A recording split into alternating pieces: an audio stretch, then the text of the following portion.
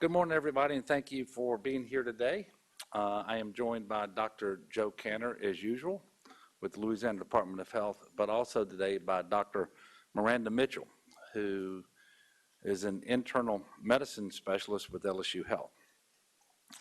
I'm going to brief you, and then each of them will come up and offer some prepared remarks. They will each take your questions, and I'll come wrap up and then take your questions as well. I know it's been a while since we've had one of these updates, and quite frankly, that's because Louisiana has been doing much better and continues today to do very well in terms of our baseline numbers with respect to COVID as it relates to percent positivity, the number of cases, number of hospitalizations, and so forth. Not that the pandemic is over, it's not. And quite frankly, in some parts of the country, you're seeing the Delta surge happen that actually happened here back in the August and September timeframe. We're on the backside of that surge, hoping and praying that we don't have another one. But we're also working to prepare for one because we know that that's the right thing to do. And that really is what brings us before you today. We're going to have a discussion about the Omicron variant. And we wanted you to have this update so that everybody is on the same page about what we're doing here in Louisiana, what we know now. Quite frankly, there's still a lot that we don't know. There's a lot that the world doesn't know about this particular variant. It has obviously been deemed and I think classified as a variant of concern by the World Health Organization. And it was really a week ago today that they sounded I don't want to say sounded the alarm, but they made this big announcement about this particular variant because I think it was first detected in South Africa, but now we know it's in at least 36 countries. I think as of today, it's in 5 states. And I want to make sure you're aware we haven't yet detected it in Louisiana. That certainly doesn't mean that it isn't here, but we know that it is in New York, Hawaii, Colorado, California, and Minnesota. And given the nature of pandemics and how the virus spreads and how these variants move, we can anticipate that there will be additional cases all over the world and all over the country. And we are trying very hard through surveillance measures and testing and sequencing to detect whether the variant is here in Louisiana. We've not detected one, and I want to be clear about that. I also want to be clear that as soon as we do, if we do, then we will make sure that you all know it, that the people of Louisiana know as much about that as possible. It's also fair to say that there's an awful lot of studies going on here in the country and around the world to understand this Omicron variant. For example, do the standard PCR and antigen tests detect this variant as they have with previous ones? Is this variant more transmissible, and if so, to what degree? Is it more virulent or not? And if so, to what degree?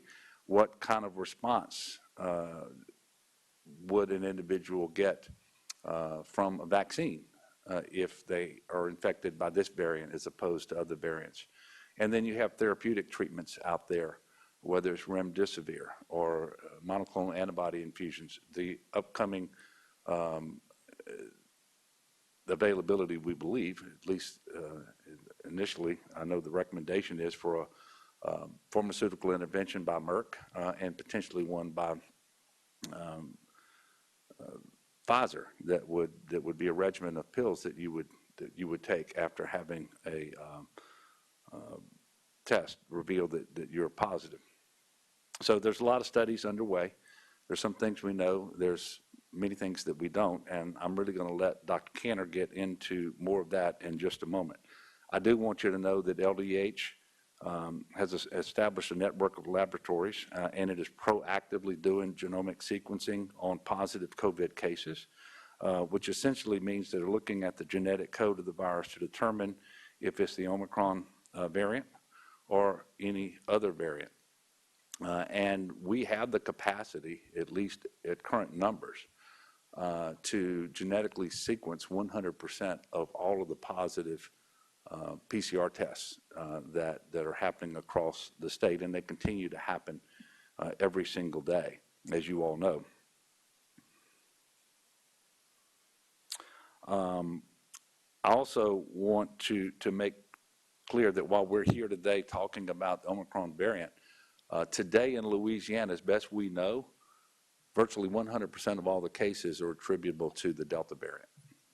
This is the same variant that led us into the surge late this summer and caused the highest hospitalization rate that we've experienced to date, primarily because of transmission to and infection of those who were not fully vaccinated.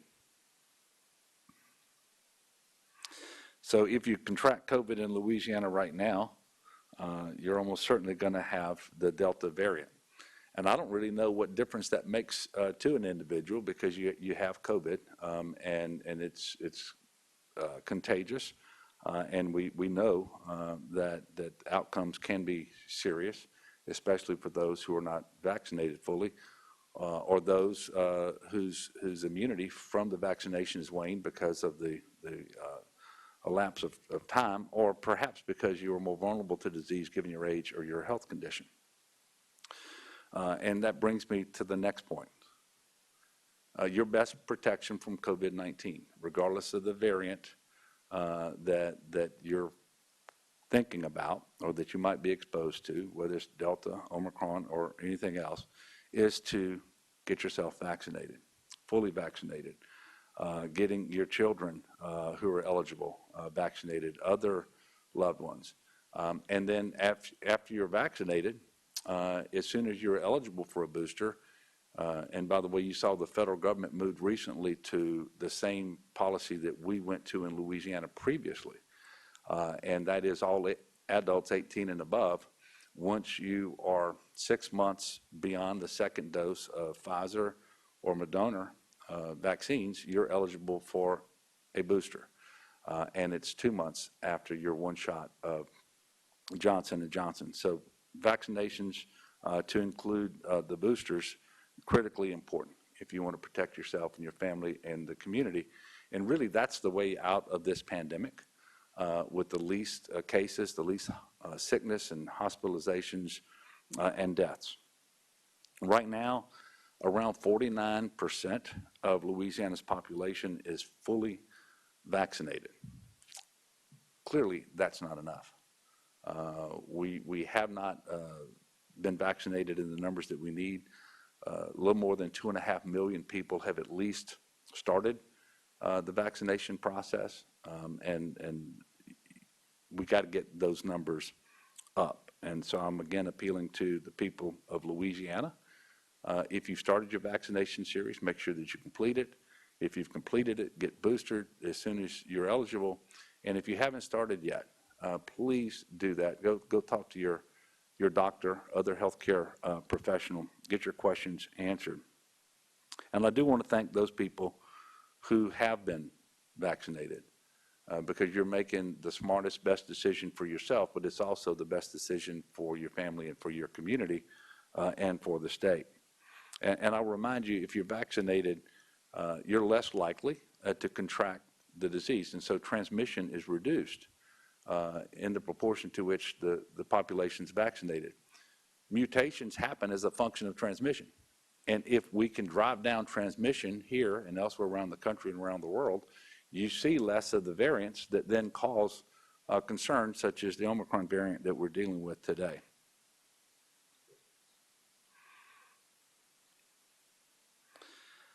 Obviously, we want to continue to have good hygiene practice. Masking, if it's indicated for you under CDC guidelines, remains important.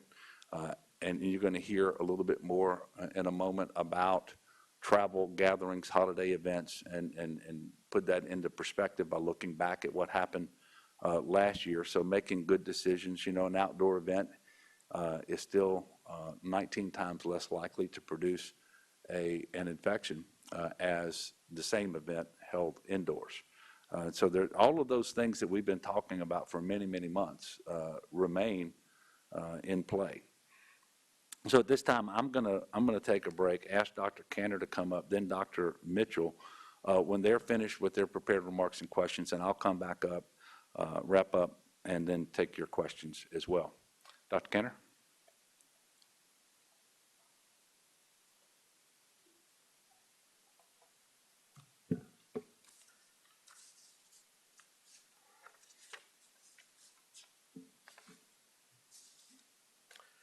Thank you, Governor. Good afternoon. Hope everyone had a restful and a safe Thanksgiving, and I will wish Happy Hanukkah to anyone who celebrates.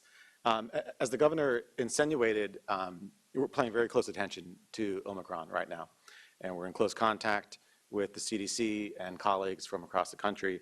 At this point, I'll tell you, it's not the time to panic, but it is time to be paying attention and to perhaps take a couple precautions right now. I'm going to go through what we know, what we don't know, where we're at, where we might be headed, and then I'll be happy to take any questions afterwards.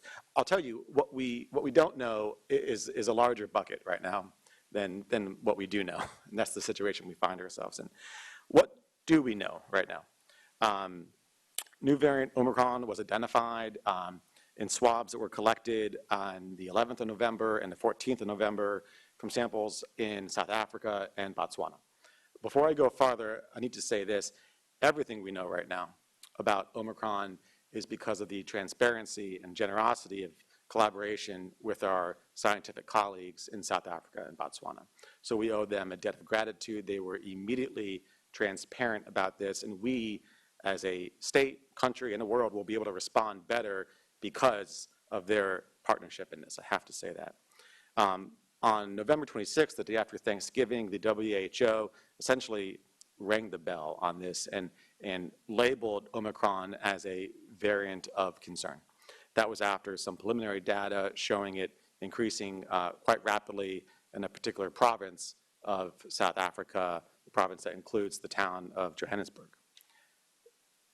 Of particular note, this variant has a lot of mutations from the baseline COVID virus, about 50 mutations in total, 30 of which are on the spike protein. Spike protein is the part of the COVID virus that allows it to gain entry into the cell. It's a particularly important part. It's the part that's targeted by vaccines and some therapeutics, and that's what a lot of the discussion is focusing on right now. Because of that high number of mutations, there are theoretical concerns for increased transmissibility of this variant and resistance to therapeutics, medicines we take like monoclonal antibodies, resistance to vaccines that we have available to us, and resistance to the partial protection one gets from having been infected with COVID in the past. Theoretical concerns. As the days and weeks go on, we will either verify or reject those theoretical concerns as more data comes in. One piece of data came in yesterday and today, and it's a unpeer-reviewed report from some physicians in South Africa that suggests for people who did have prior infection with COVID but are not vaccinated, they perhaps have a 3 times greater chance of reinfection with Omicron than they did with Delta. That's preliminary. That's not yet confirmed. Again, data is coming in fast and furious right now, and like we've done throughout COVID, we do the best job we can to make sense of it, and we know more and more as time goes on. So far, and this could have changed in the 12 minutes we've been here, Omicron has been identified in 36 countries, including, as the governor said, the US. It's in the 5 states that the governor mentioned. And of the US cases right now, it includes both individuals who have recently traveled to Southern Africa and individuals who did not, and presumably were exposed here to other people who did. It includes people who both were previously fully vaccinated and not, and it includes people who were priorly infected with COVID and not. So it really has run the gamut. The presumption right now, for all the reasons the governor gave, is that, of course, Omicron is in the US in larger numbers than the handful of cases that have been formally identified right now. With the degree of spread, with worldwide travel, that's just a fair presumption to make. It very well could be in Louisiana. We have not identified it yet. As the governor said, once we do, we will report that out immediately. But for all intents and purposes, with the way the world works right now, it's certainly in greater numbers than we've been able to formally identify. What don't we know right now? We don't have great data about how transmissible this variant will be.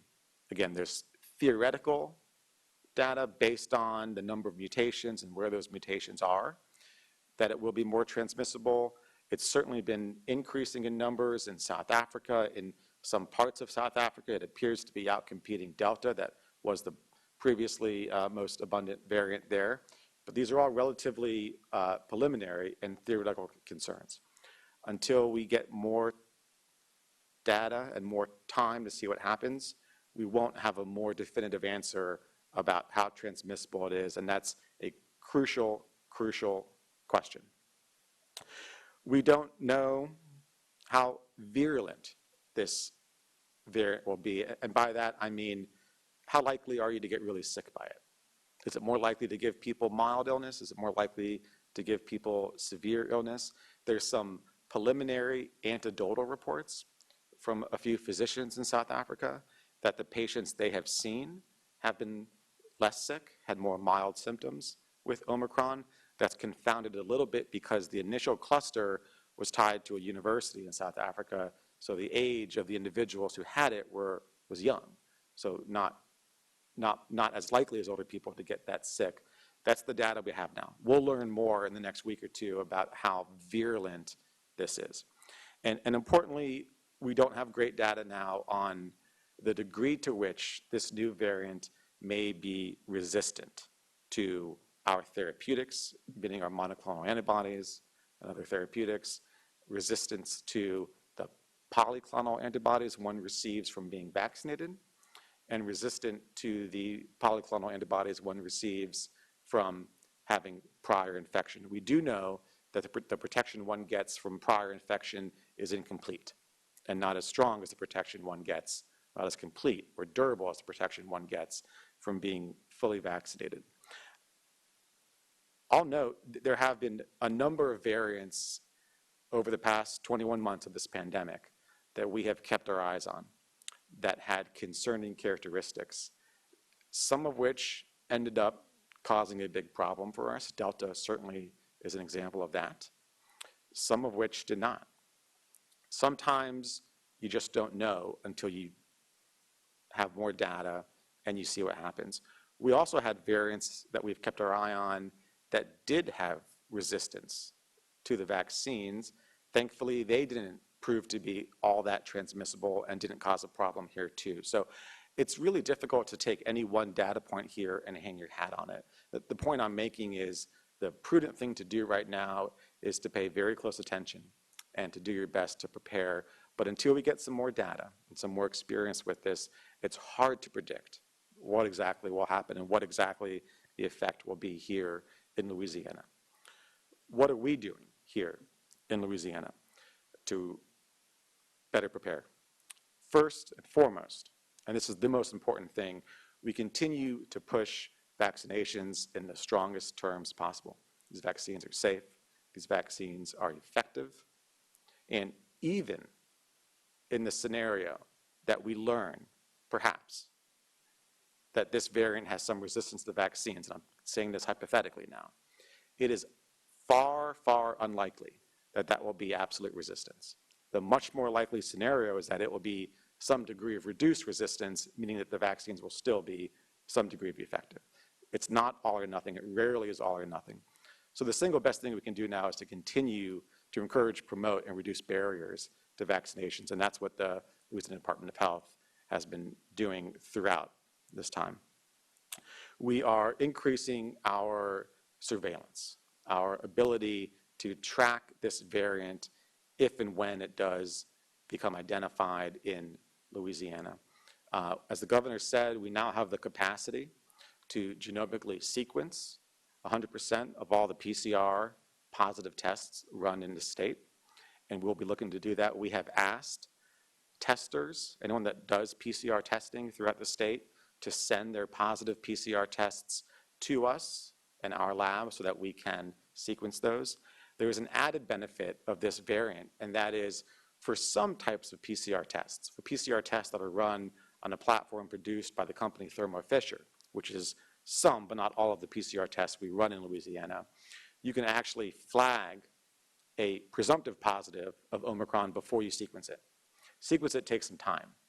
PCR tests are relatively quick, and so because of this quirk, I'll say, of the variant, and it was the same with the Alpha variant, by the way, the one that was initially identified in the UK months ago, we can get a head start on identifying variants if they do come here. So we've reached out to the labs, the handful of labs in Louisiana that are using this particular testing platform, the Thermo Fisher TaqPath platform, and if they do get this characteristic readout, which is a preliminary flag, it might be Omicron, they're going to communicate that quickly with us, and we'll be transparent about that as well.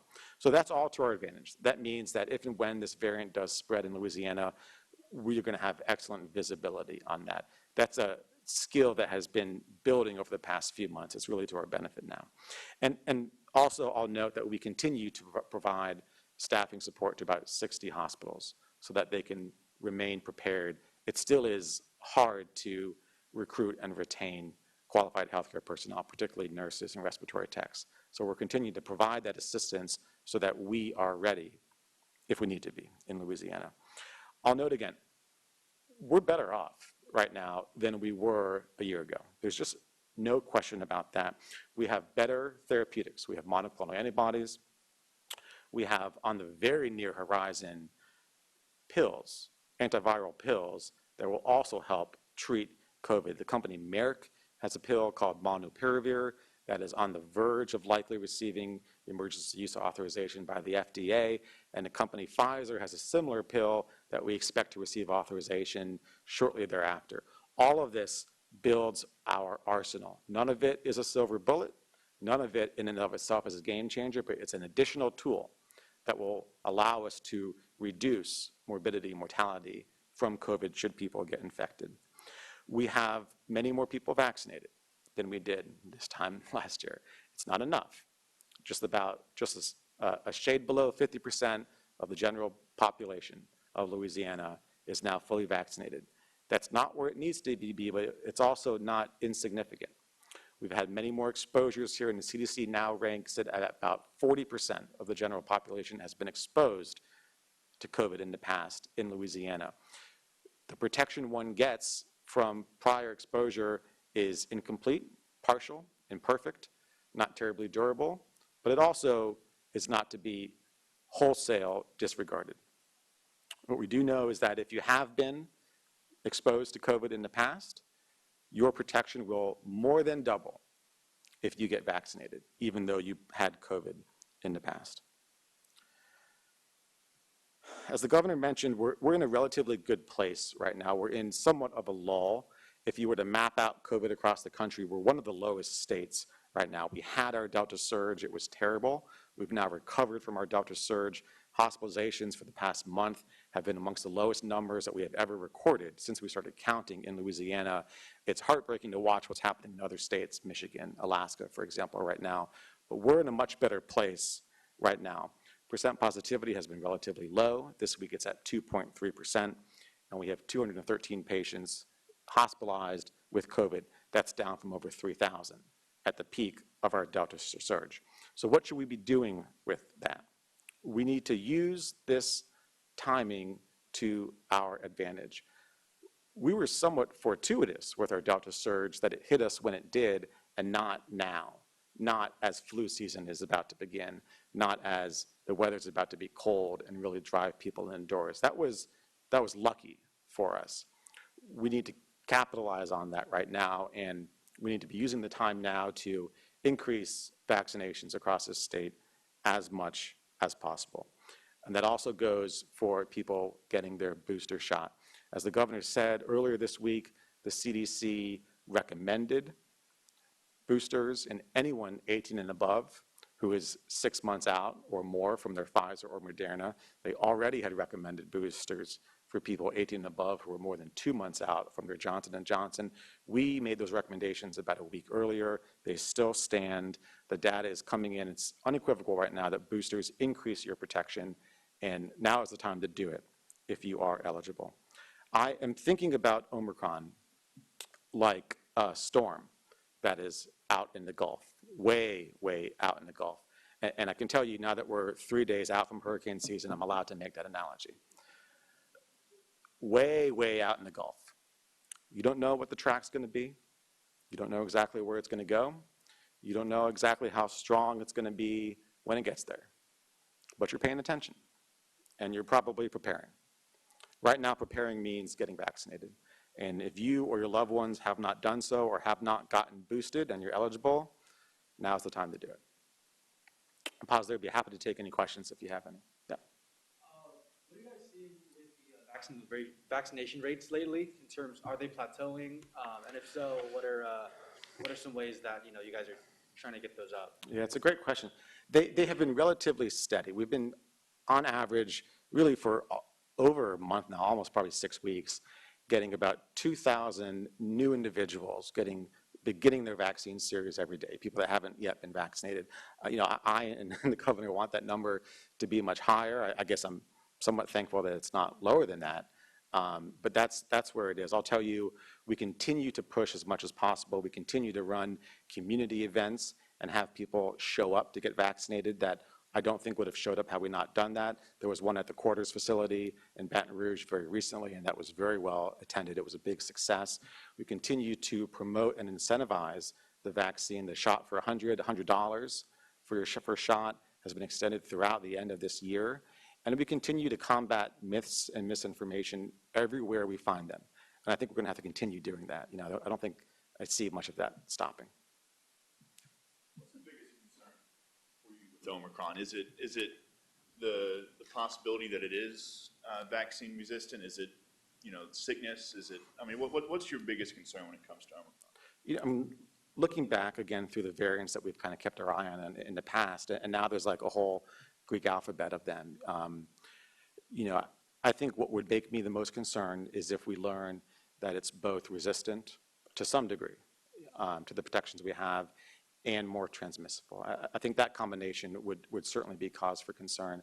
There's been variants, in fact, one that was first identified in South Africa months and months and months ago that we were watching that did have resistance, but it proved not to be more transmissible. So I think from what I know now, if both of those two things are in place at the same time, that signals that it's more likely to cause a problem for you. But again, we are significantly more protected now, not as protected as we need to be, but more than we were before. So I think that's where it lies. Yes, sir. What are some key things that we learned from the Delta surge that we can apply to this if Omicron ends up having as many hospitalizations as we had over the summer? Yeah, that's an excellent question. And it's important that now that we are in a lull, we also do the hard work of going back, doing hot washes, trying to pick out what went well and what could have been improved and all of that. The first thing I will say is don't wait to get vaccinated. We saw a big spike in our vaccination rates. We've been right now at, as I said, about 2,000 new vaccine initiations a day. That's been the case for about 6 weeks or so. At the peak of Delta, we were up above 10,000 a day. And talking to people who got vaccinated then after waiting months and months, who were not doing it, and people were afraid. It's a small state. Everyone knew someone that was affected by Delta. People knew people that were sick in the hospital, in the ICUs, and that's scary. And that drove behavior. So the challenge now, I think, is how do you continue to communicate that risk, that lesson, without people having to live through it themselves? Yeah, Blake. I wanted to ask you a separate question about the immunization schedule. There's a hearing on Monday. There's some opposition to this rule. Some lawmakers have described COVID as a disease that doesn't impact children and says that because its impact on children is less than maybe older adults, it shouldn't be added to this immunization schedule. I wanted to ask sort of your reaction to this notion that, this isn't a disease that, impacts children in a significant way. Yeah, it's a gross misrepresentation. First, to clarify a couple of the points of misunderstanding about this proposed rule. Number one, it will only apply to ages which have received full licensure and approval from the FDA. This is the absolute highest bar of safety and efficacy that the U.S. government has to offer. At the moment, that's just ages 16 and 17. The second point to make is we respect parental and student choice in Louisiana when it comes to vaccinations, and we have rather broad exemptions. We allow for medical, religious, and personal philosophical exemptions. That doesn't change. So no one will ever be forced to get the vaccine against their will. Those exemptions are still there. This virus does affect children in profound ways, and it's really scary, I think, when people minimize that. We've had 18 children die in Louisiana from COVID-19. 9 of those children died in this past Delta surge. We've had over 275 kids suffer with multisystem inflammatory syndrome in children. That's a terrible, terrible complication of COVID. 3 of those kids are still in the ICU. 1 in 4 kids have lost a caregiver to COVID nationwide, and we're not over. And there's likely more to come. So I would never minimize that, and I would ask people to look seriously at the effect this has had on families throughout the state. Yeah, last question. As far as Omicron goes, and I know you said that the information is still preliminary. I mean, is this, from what we're seeing though, is this leaning more toward, to put it in very simple terms, more of a common cold type symptoms, or is this something that we expect to pick up in severity as we get more cases? That's a good question. Way, way too early to tell. I mean, it's way too new to see. I think we would all like to hear news that is less virulent, meaning it makes people less sick with more mild symptoms, but we just won't know that for some time. Listen, thank you. I do want to wish everyone again happy Thanksgiving. Hope everyone's safe. Pleased to have Dr. Mitchell here from LSU and Our Lady of the Lake. I think it's important, as you asked the question about Delta, to keep in mind what we just very recently went through, and Dr. Mitchell and her team can give a firsthand experience of what that was like, and perhaps what lessons we can carry forward to us in response to that very good question that was asked. Dr. Mitchell?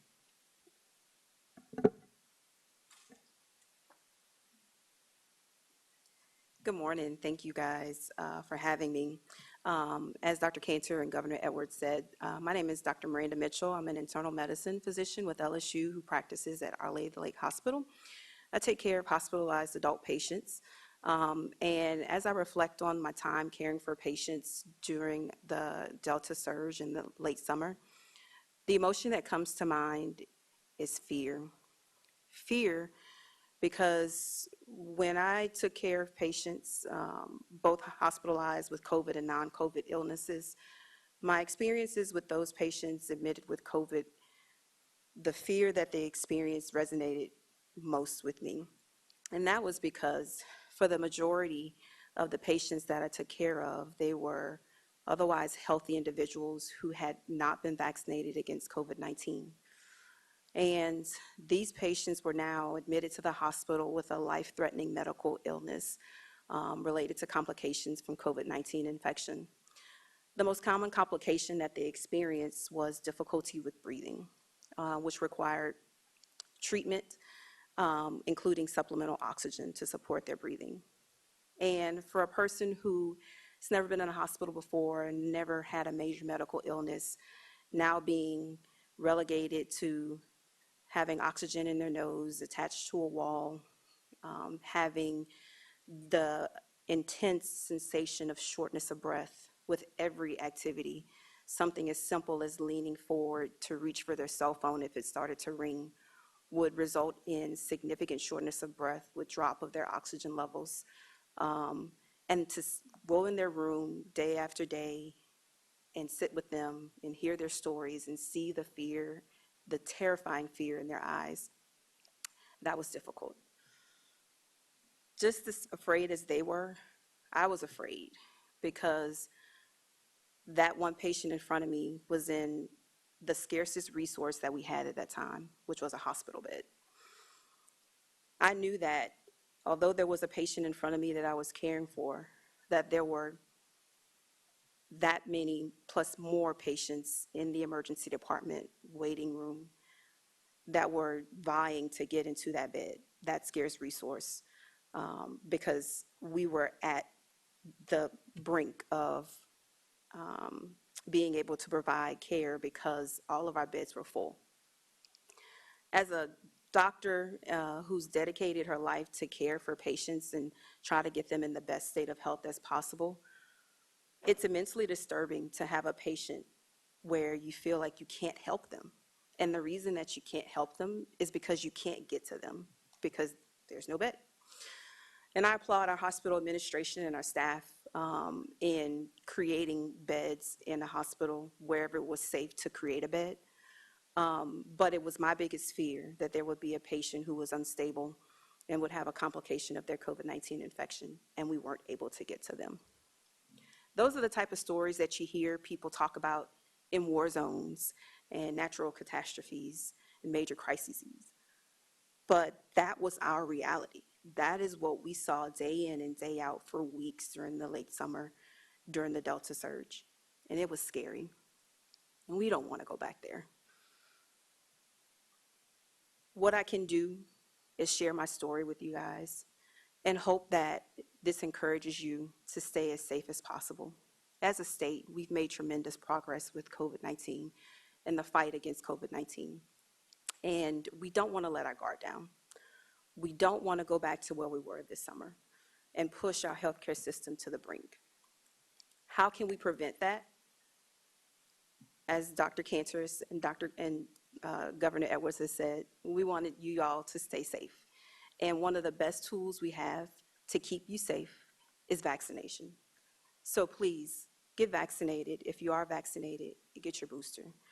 Because we have holiday seasons coming up, and we know people are going to be tempted to gather because we haven't been able to do so for so long. But we want you to be safe because Delta is still here. And we don't want another surge of Delta to push our hospitals to the brink again. That's not something that any of us want. And if we can do anything to avoid that, please stay safe. That's all I have. Any questions? Yes.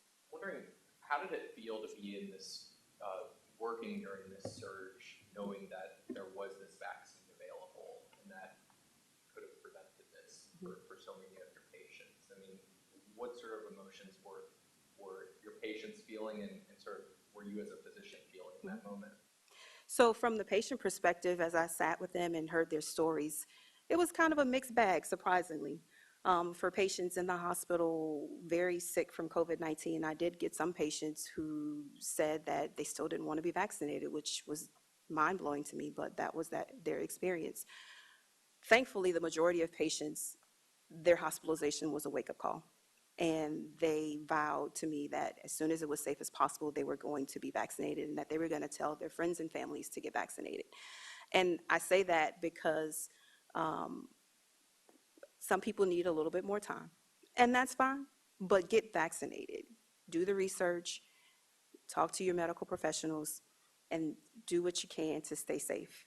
And like I said, right now, the best tool we have is vaccination. From a provider standpoint, I treat every patient.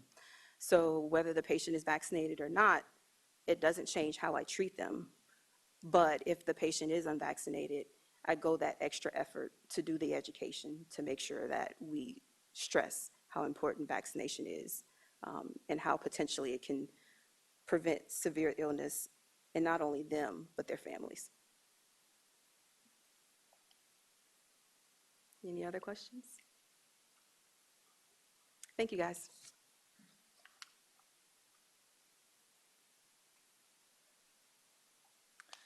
Thank you, Dr. Cantor and Dr. Mitchell.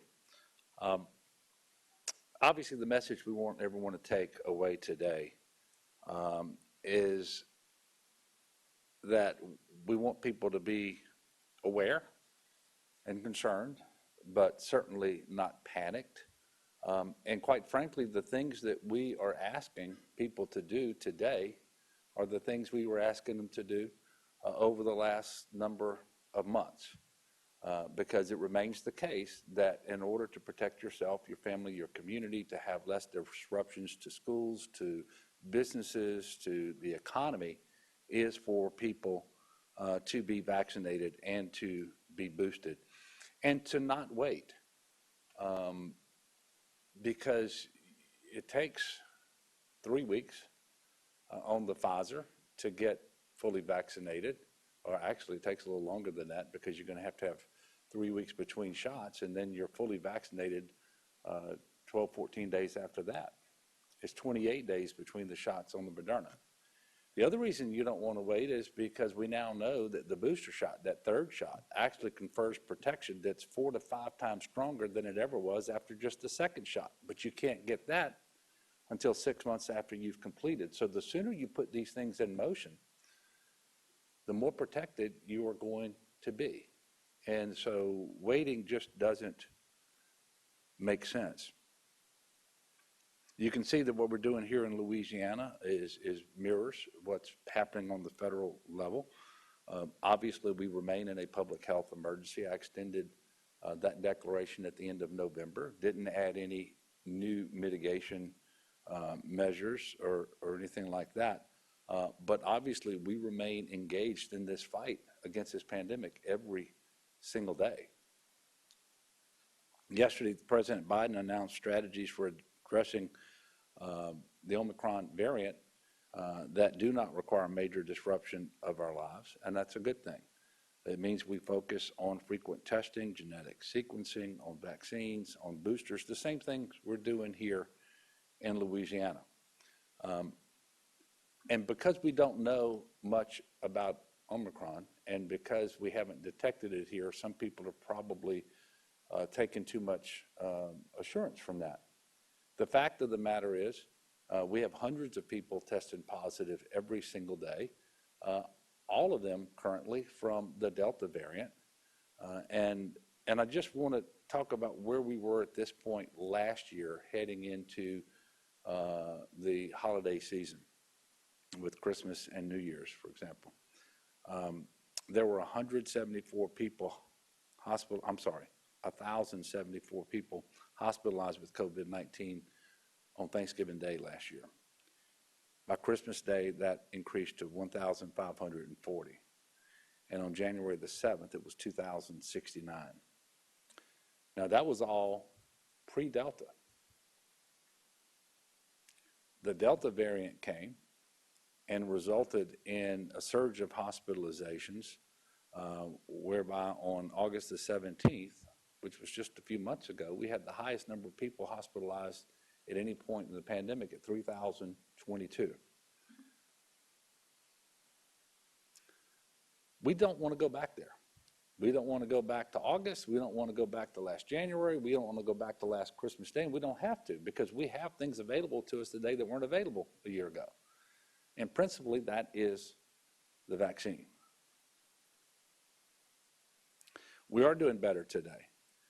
And while if you're one of the people who are sick with COVID-19, then as it relates to you, I mean, this statistic doesn't necessarily mean much. If you're in the hospital, if you just lost a loved one, and we still haven't had a single day since about March the 13th of 2020, where Dr. Cantor has been able to tell me we had 0 people die.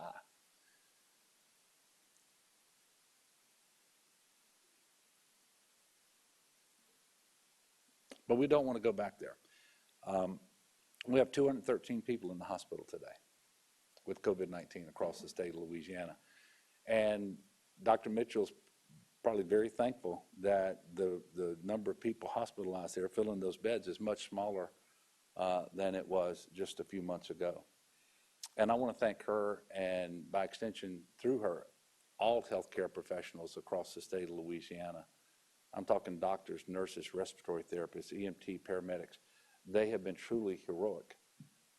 That's another reason to do what we can now so that we don't go back there, so that we don't push these individuals and our whole healthcare delivery system to the brink again. There's just no reason for that.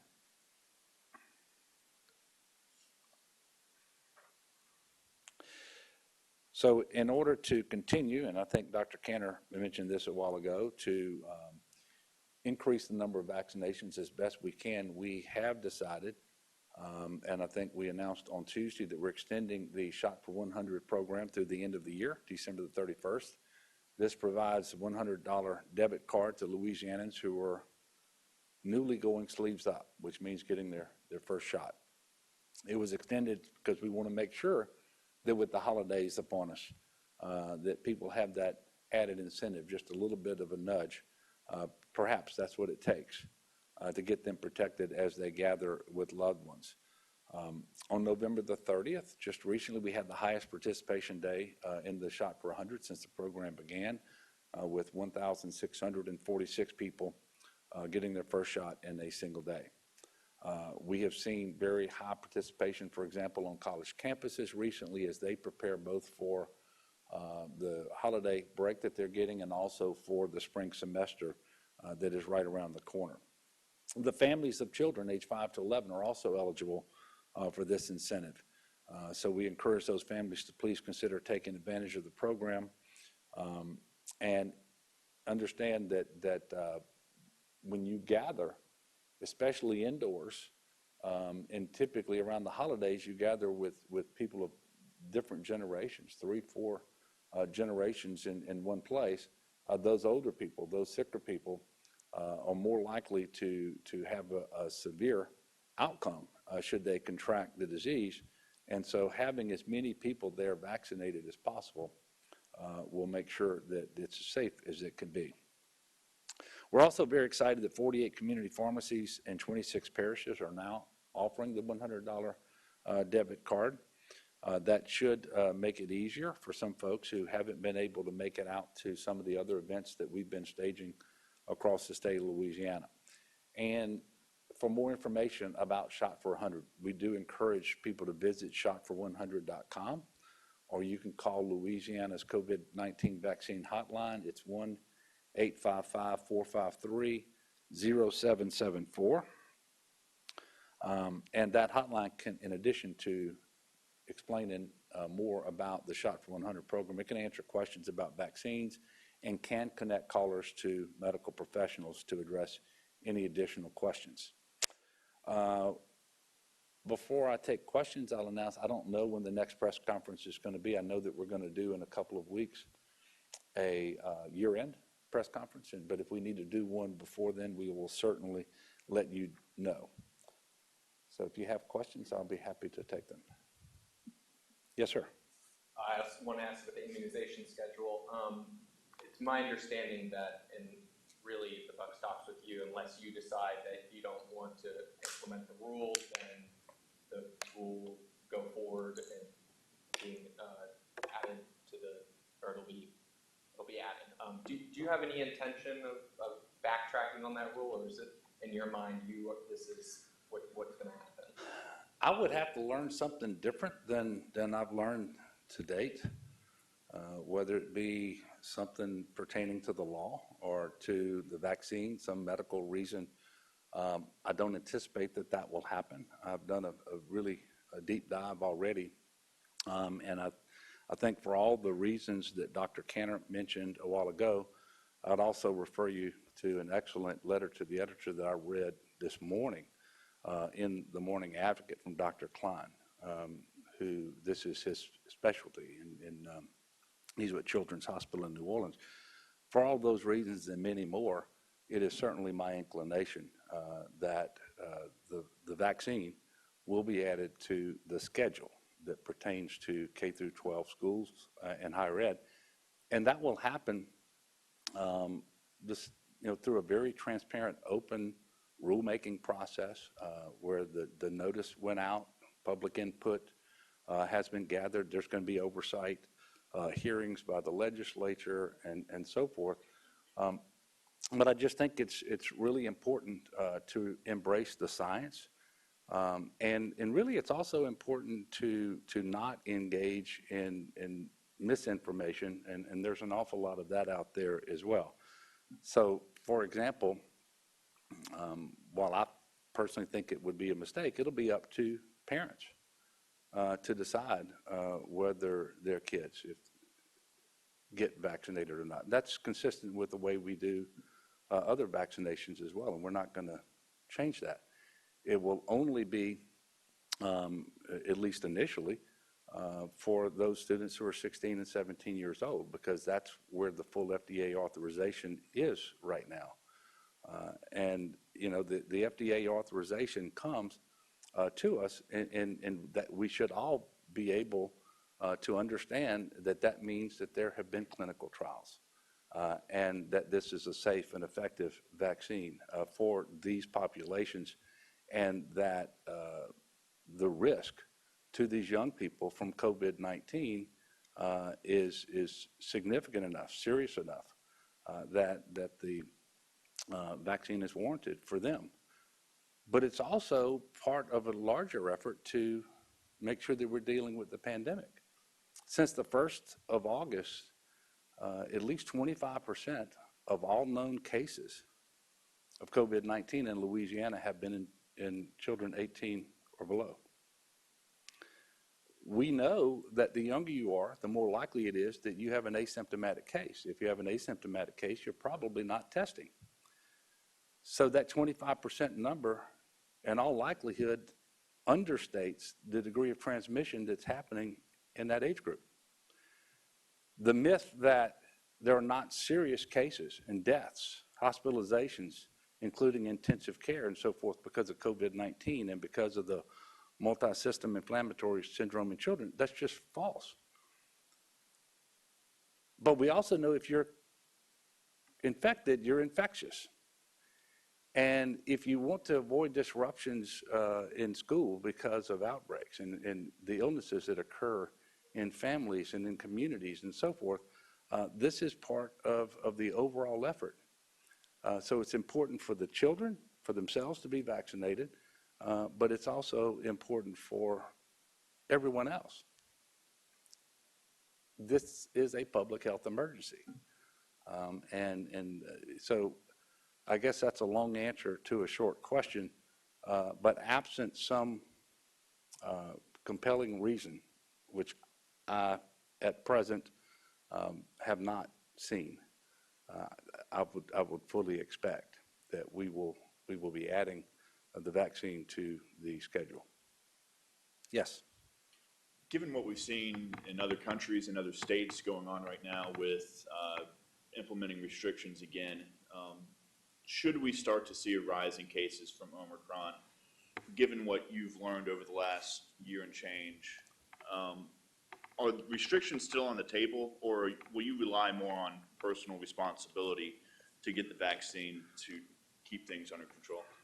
Well, you know, if we ever get to the point where we are going to outstrip our capacity to deliver life-saving care to people, whether it's individuals with COVID or all the other people who need those same hospital beds and the attention of those same doctors and nurses and respiratory therapists for whatever reason, then you have to consider those things. Now, but at the present, I mean, my mind isn't there. I mean, we're nowhere near that. If we will all do what is prudent at this point, it's much less likely that we ever get there. And while we have this new variant out there that's circulating, and we have a lot of questions about it, it is true that we're much better off than we've ever been. Not just in the current baseline numbers, but the percentage of people who have chosen to be vaccinated. In addition to those who have some natural immunity, even though it's inferior to the protection you get from vaccination, it is not to be discounted. And so we're better off. There are more therapeutic interventions and so forth. And as the vaccine is available to a larger percentage of the population. And so it is way too premature. It would be my hope that we would never have to go back and reimpose any additional mitigation measures. But as I've said all along, in a public health emergency, you have to do what is necessary so that you can protect public health. And if that is ever threatened because we're going to overwhelm our healthcare delivery system, then I think everything is on the table. But we don't want to go back there. I don't see that on the horizon today, but I do want to answer your question. But I do think it's just too premature to speculate on that. Yes, sir. So if the rule goes into, it moves forward, it could, by the end of the year, be, I guess, implemented. But I guess there's a question of enforcement, like when exactly would this start for 16, age 16 and up? Is this the sort of thing that would start in the next school year? Yeah. Okay. Yeah, we would look for this to be effective for the start of the 2022 school year. So you look in August. Or was that it? Look, I want to thank you all for continuing to cover this. This is obviously very important. And I want to thank the people of Louisiana who have done what is necessary and prudent to protect themselves and to protect others. And just ask that those people who haven't yet, for whatever reason, decided to be vaccinated, today is a new day. And just end with this last message. The sooner you start the vaccination series, the sooner you will have the protection that you need that will put you in the best possible position to avoid contracting COVID in the first place and to have an uneventful case of the disease should you contract it. It gives you the very best possible chance. And in addition to what it does for yourself, this is how we, all of us together, get through this pandemic. And so I do commend it to you. I suspect, and I've said this before, that there's not much I can say. Maybe there's not much that Dr. Kanter can say that's going to cause people to change their minds at this point. So reach out to your own doctor. Have this conversation with your physician. And hopefully after that, you will make the decision. Look, thank you all. We will let you know when the next press conference is, although I do know now that we have one scheduled for the annual year end, and I do look forward to seeing you all there. Thank you and God bless.